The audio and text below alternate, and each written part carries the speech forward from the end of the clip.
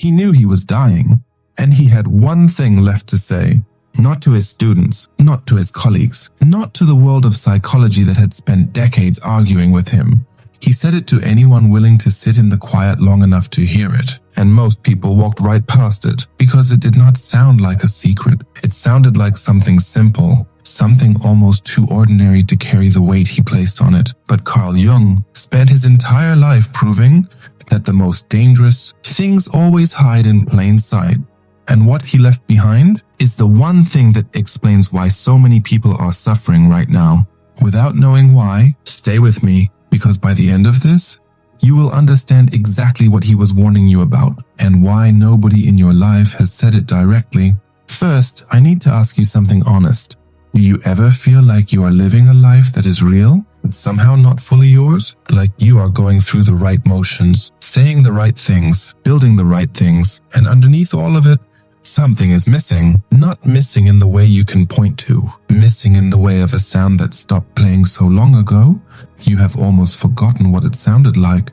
You have probably explained this feeling away, blamed it on stress, on tiredness, on not being further along by now.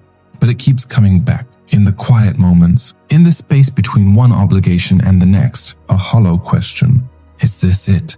Carl Jung spent 85 years studying that exact feeling, and his final message was a direct answer to it. Jung died in June of 1961. In the months before he died, he was working on a book. He knew he would not finish it. He worked anyway. He called it his most important work, not because of what it contained, because of what it was trying to prevent. He wrote, "Modern man does not understand how much his rationalism has put him at the mercy of the psychic underworld." Read that again slowly. At the mercy of the psychic underworld. He was not talking about horror. He was not talking about darkness in a supernatural sense. He was talking about the unconscious, the vast interior world that every human being carries and almost no one ever visits. And here is his warning. When you refuse to go inside, the inside comes out anyway. Jung watched this his entire career. He watched it in his patients. He watched it in nations. He watched it in himself. The person who refuses to examine their anger does not stop being angry. They become someone who creates anger wherever they go, without knowing why. The person who refuses to feel their grief does not become someone without grief. They become someone who cannot feel anything at all. The wound that is never witnessed does not heal. It runs. It runs your choices, your reactions, your relationships, the things you repeatedly attract, the patterns you keep living until you make the unconscious conscious. It will direct your life, and you will call it fate. That was not poetry. That was a clinical observation, written by a man who spent decades watching it happen in the most intelligent, most accomplished, most self-aware people he ever met. And now, I need to tell you the uncomfortable part, the part Jung considered the most dangerous of all. He called it the shadow, not the darkness you chose, the darkness that accumulated without your permission.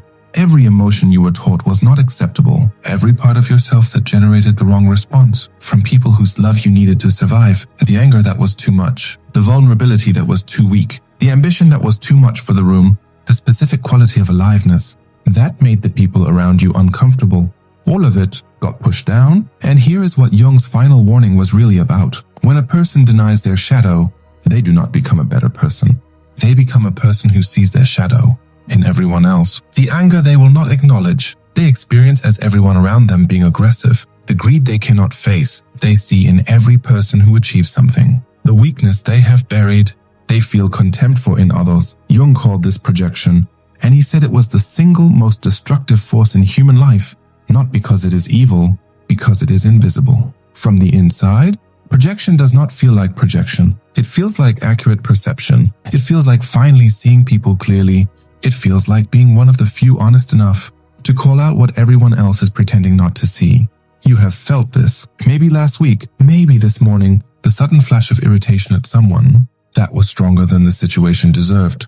The specific person whose success produces something in you that you would rather not name. The relationship pattern that keeps repeating with different people, in different places, in different years.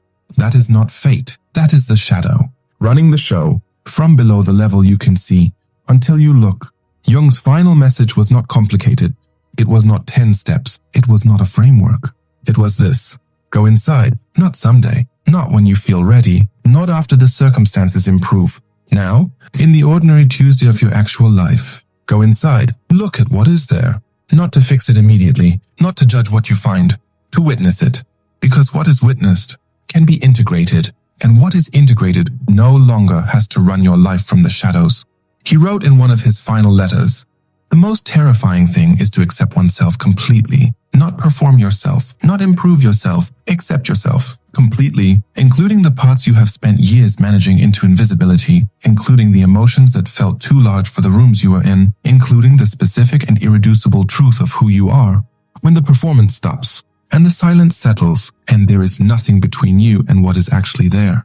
Jung believed that the entire crisis of the modern world was the collective result of millions of individuals refusing that encounter, refusing to go inside, choosing the performance of a life over the actual living of one. And he believed the solution was not political, not philosophical, not spiritual in the traditional sense.